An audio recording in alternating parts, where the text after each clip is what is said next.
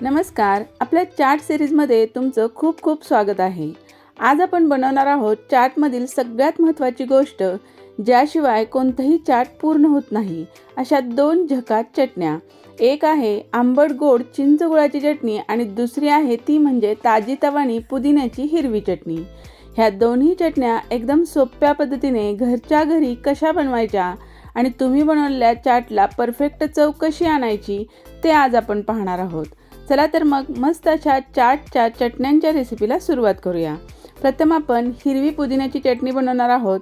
त्यासाठी मिक्सरच्या भांड्यामध्ये हिरव्या मिरच्या, पुदिना, भरपूर अशी कोथिंबीर, त्यानंतर 1-2 चमचे बारीक अशी शेव किंवा कोणत्याही प्रकारची शेव वापरू शकता. त्यानंतर लिंबाचा रस, आल्याचा तुकडा, थोडंसं काळं मीठ, साधं मीठ, हे सर्व थोडंसं पाणी टाकून मिक्सरमधून छान वाटून घ्यायचं. आपली हिरवी चटणी तयार झाली. आता आपण चिंच गुळाची आंबट गोड चटणी करणार आहोत. त्यासाठी 1 वाटी चिंच घेतली, त्यामध्ये 2 वाट्या गूळ टाकून घ्यायचा आणि चिंच आणि गूळ बुडेल इतपत यामध्ये पाणी टाकायचं आणि गॅस चालू करून ह्याला छान असं उकळून घ्यायचं. हे उकळल्यामुळं चिंच पटकन शिजल्या जाते, भिजवण्याची गरज नाही आहे. अगदी 5 मिनिटामध्ये आपली ही चिंच गुळाची चटणी तयार होते. आता हे उकळत असतानाच यामध्ये चवीनुसार 1 चमचा साधं मीठ टाकून घेतलं. छान ह्याला उकळी आली की गॅस बंद करायचा आणि ही चिंचचं जे पाणी आहे किंवा ही चिंच आहे अशी थंड करत ठेवायची. पूर्ण थंड झाली की मिक्सरच्या भांड्यामध्ये टाकायची आणि ती छान अशी मिक्सरमधून वाटून घ्यायची. वाटलेली चिंचचं मिश्रण आता चाळणीच्या साहाय्यानं छान असं चाळून घ्यायचं. शक्यतो मोठी अशी चाळणी वापरा, म्हणजे व्यवस्थित हे छान असं चाळलं जातं. चिंचेमध्ये एखादं बी किंवा चिंचेचे ज्या शिरा वगैरे असतात त्या निघून जातात. गुळामधला एखादा खडा असतो तोही वेगळा होतो आणि मऊसूद असा चिंचेचा गर आपल्याला मिळतो.